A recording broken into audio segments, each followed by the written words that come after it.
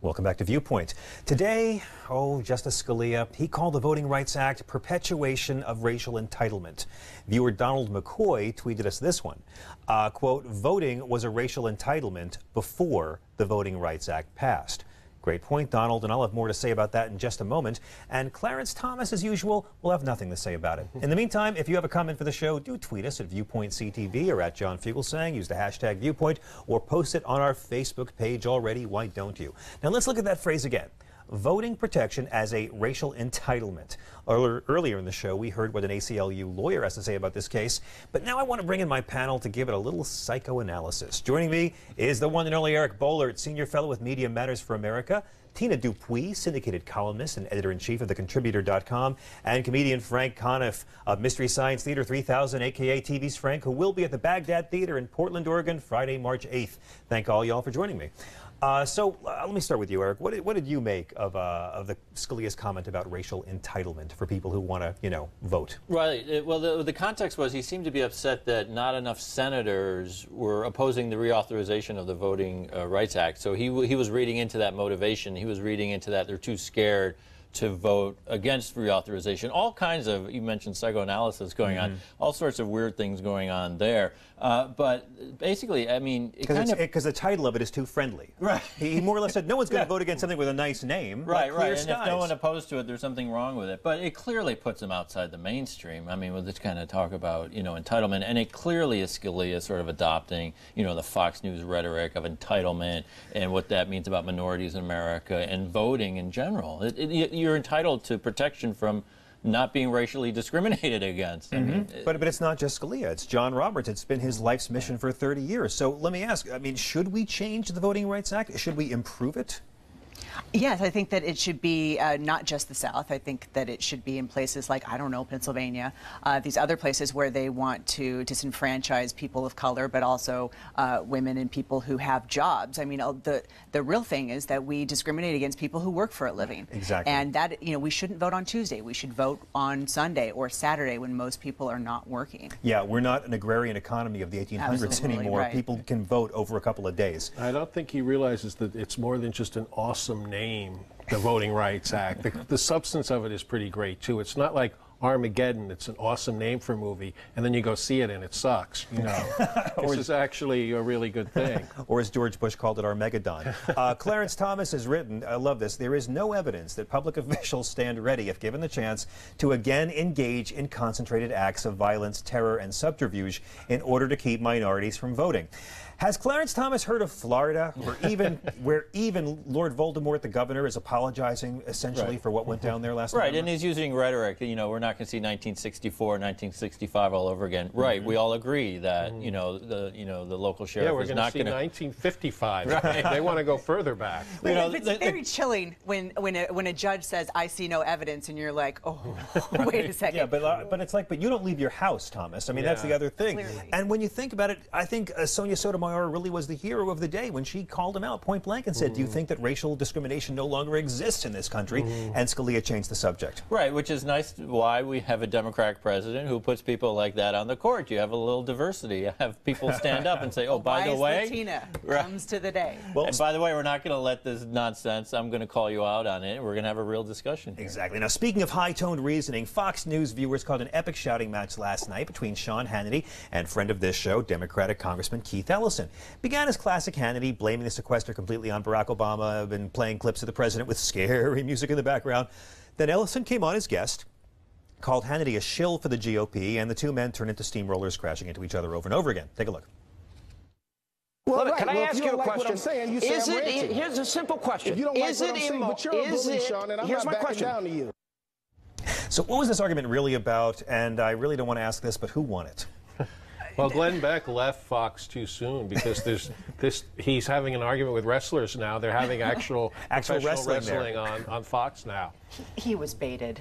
He was baited. Ellison was baited? Yes. Yeah. Hannity invited him onto the show. He had that ridiculous clip with Barack Obama saying things that were not scary, with scary music in the background. He was baited. He was set up and he was baited because he wanted to say, why are you so angry? He wanted the only Muslim congressman to look like an angry black man. That's what he got. He won. And now that's on Twitter, you know, oh, he went on a jihad last night. And There all you this go. very clever There's double. nothing Ellison Angry said black to him Muslim. that wasn't absolutely true. True, but I the think style might not have been the right way to go about it, but I can't fault him for pointing out the absurdity of the very idea of Sean Hannity. Absolutely, but I think it was a Christmas gift to Hannity because Fox News ran the clip all day today like they were holding up a scalp. Well, here's the interesting thing. I mean, last night, Hannity was incredibly unpersuasive in terms of his ability to debate someone, which is why he doesn't have Democrats on. And now, all day today, he sort of rallied his friends and said, "Oh my gosh, didn't I do great last night?" But while he was going at it, he sounded like a fool, and he sort of denigrated into the shouting match. But he cannot think on his feet to save his life. It's true. And so then he has to spend the next day saying, "Gee, I really But won." it's your money that I'm registered as conservative. It's like, wow, this is great. Yeah, if he was a conservative, he would have kicked. Ellison should have known. Well, He should have known. And when you go on there, you cannot give it away, and he gave it away. Well, and he's not a conservative. He's a neocon. But Real conservatives would have kicked Bush all. to the curb back in 2004. A quieter argument this week. There are now two versions of the Violence Against Women Act, and House Democrats don't want the House version. For those keeping track at home, this is mind-boggling. The Senate bill that passed this month is the one that offers protection for immigrants, Native Americans, and the LGBT community. The House version has none of that.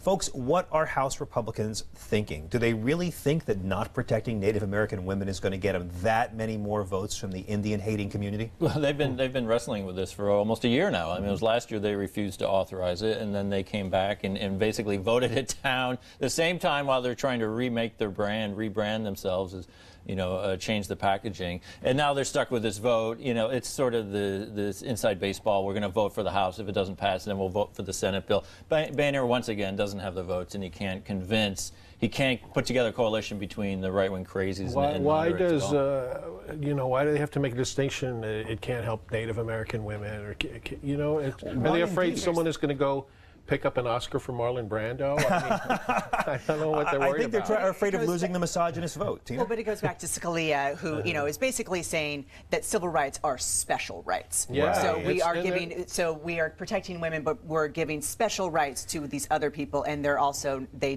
don't want to have the domestic boggles partners. my They don't mind. want lesbian and gays to be protected under this act. That's really what the bottom line is.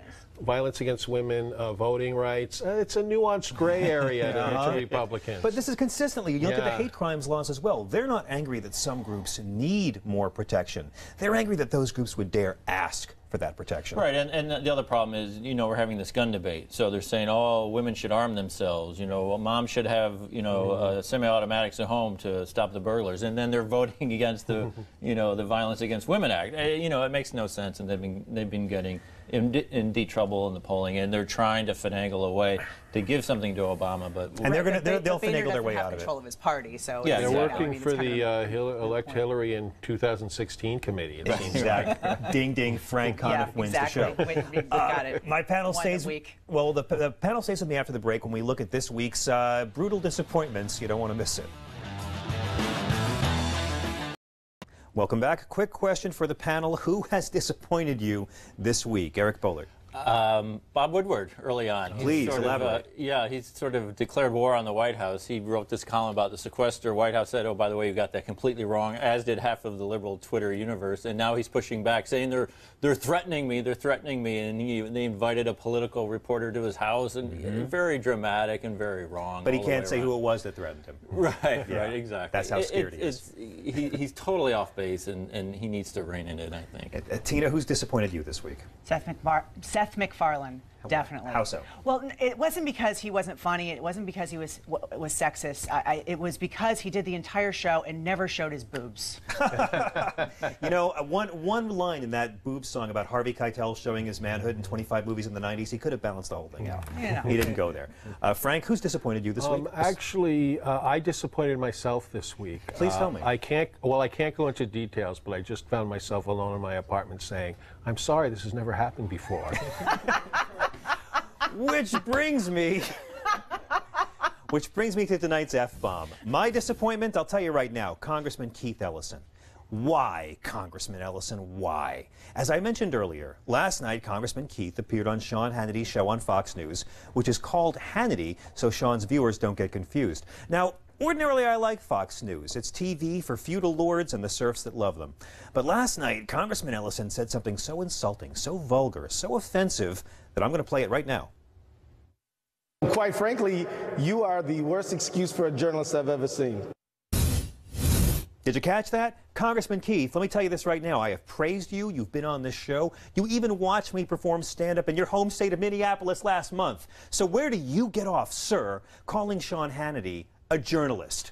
I've heard a lot of lies on the Hannity program, sir, but I never, ever heard someone call Sean a J-bomb. Hannity himself was so shocked it took 30 seconds before he could recover and scream the word Benghazi. Who told you, Congressman, that Sean ever even took a journalism class? You see, according to his own bios on Fox's site and his own personal site, Sean has no formal training in journalism, has never been a reporter, and has no journalism degree. He actually dropped out of both NYU and Adelphi, although he got an honorary degree from Jerry Falwell's college. I looked all that up, something Sean's never done in his life. Congressman Ellison, there's a reason Fox News is #1 with working class people who think rich folks need another tax cut and their grandkids should pay for it. And it's got nothing to do with this journalism of which you speak. Sean Hannity's real job, sir, is telling people who've been wrong about everything, whatever it is they want to hear.